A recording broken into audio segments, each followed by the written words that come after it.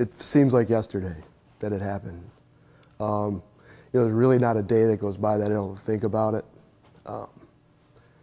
And I say that just as a reflection of what really happened. And for those families that are down there, I can't even imagine.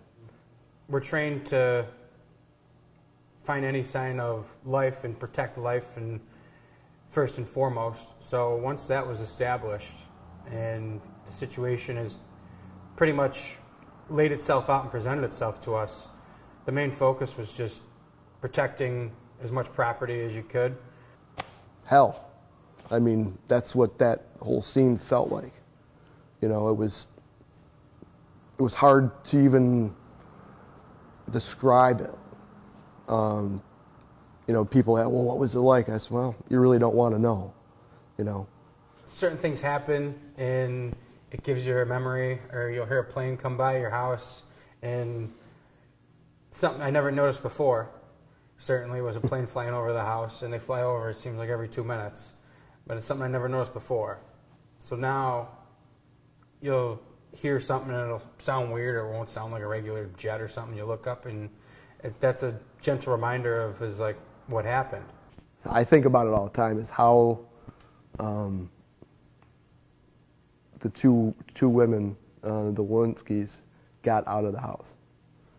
Because when I got there, there wasn't any house, and the tail section of the plane was the only thing that you saw. I mean, it's just mind-boggling how they got out. And reports came back to me that they had 2 people that were in the house that were in the back of the ambulance. And I said, what, 2 firefighters? He goes, no, they're from the house. I'm like, which house? He was the one that's on fire, Chief. I'm like, no. So I physically had to go over to the rig and ask them, were you guys in the house? Goes, yeah. And I said, unreal. Honestly, at the time, nothing really set in until I went home about 15, 16 hours later for the first time to take a shower, and that was the first time it really started to set in, and it really started to make sense. And when I got back and you check your phone and there's 170 missed messages and 70 missed calls from friends and family, that was when it really set in, and when it really got tough is when you had some time by yourself to sit there and just really think about what you saw and what happened and what has taken place. I don't know, I wouldn't particularly say that our membership's declined since then. Our membership is stronger since then. Our number of firefighters is up since then.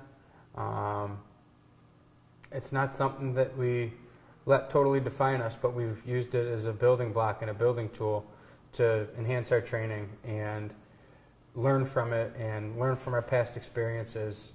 And I think it made us stronger, there's no doubt about it, as a fire department. It definitely brought us closer together.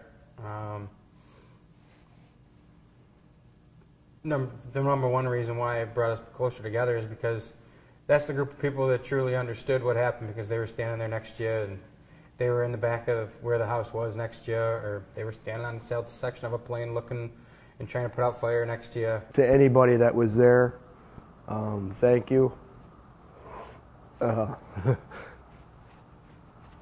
It was sorry. I always get this way.